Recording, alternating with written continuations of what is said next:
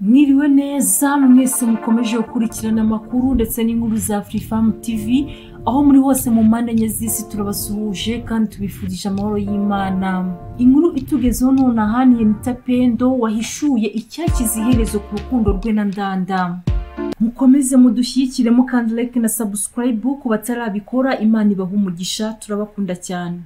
Umushyushya rugamba akaba n'umunyamakuru Anita Pendo yahishuye icyatumye atandukana n'uwari umukunzi we Nizeyimana Alphonse uzwi nka Ndanda, babyaranye abana babiri, ariko uyu mugabo yarasigaye agaragaza ko atakimwitayeho nk'uko byari bisanzwe. Mu gitondo cyo kuri wa gatatu tariki 29/2021 mu kiganiro Anita na Mazimaka Japhet bakorana kuri Magic FM, uyu mubyeyi w'abana babiri yasobanuye ko urukundo rwe na Ndanda rwarangiye n'ubwo yabivuze mu marenga.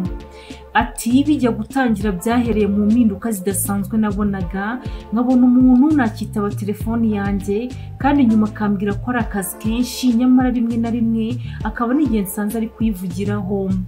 Yakomeje agira ati byagizaho kuvugana nijoro bivaho byitirirwa umunaniro we, bigeraho atakimbwira gahunda ye y'umunsi kandi imbere yarayimbwiraga nayimubajije. Aha niho yahereye avuga ko nyuma yo kubona ibi byose yagiye agerageza kwikuramo iby'urukundo. Ati nyuma yo kubona ibi byose natangiye kubona ko ibihe byacu biri ku iherezo, natangiye kugenda ngabanya kugeza bigeze kuri 0 birangira gutyo. Anita na Ndanda batangiye kuvuga mu rukundo 2016 ndetse uwo mwaka bibari ku mwana w'imfura witwa Tirani. Mu Kwakira 2019 Pendo yabyaye umuhungu wa kabiri, ariko nyuma y'ibyumweru bibiri Ndanda yishura ko umubano wabo warangiye. Ndanda ari kumwe n'abahungu be babiri yabyaranye na Anita, nta n'umwe muri bombi bavuze icyo bapfuye. Gusa mu magambo uyu mugabo yashyize kuri Instagram yashimangiraga ko azakomeza kwita ku bana be. Indi nkuru ishyushye itugezeho kuri uyu munsi ni yuko Byiringiro Ragi yambitse impeta umukunzi we bagiye kurushingana. Rutahizamu kipe y'igihugu Amavubi na APR FC Byiringiro Ragi yambitse impeta umukunzi we Uwase Keria. Bombi bazasezerana imbere y'amategeko kuri wa kane w'iki cyumweru.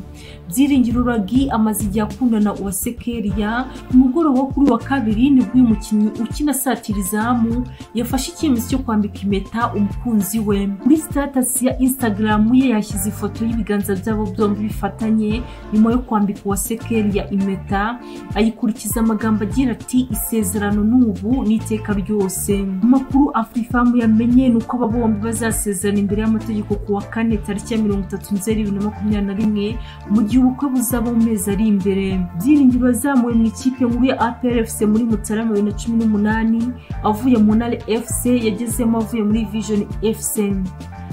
Uyu musore imyaka 21 w'amavuko yatsinze ibitego 6 muri shampiyona ya 2019 na 2020 n'ibitego 5 muri shampiyona ya 2020 na 2021. Kuri ubu ntabwo ari gukina nyuma yo gukomereka mu gahanga ubwo u Rwanda rwakinaga na Kenya mu ntangiriro z'uku kwezi.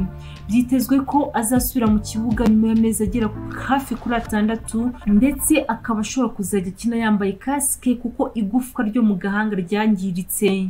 Murakoze mukomeze kudukurikira mukanda like na subscribe ku batarabikora. Imana ibahe umugisha.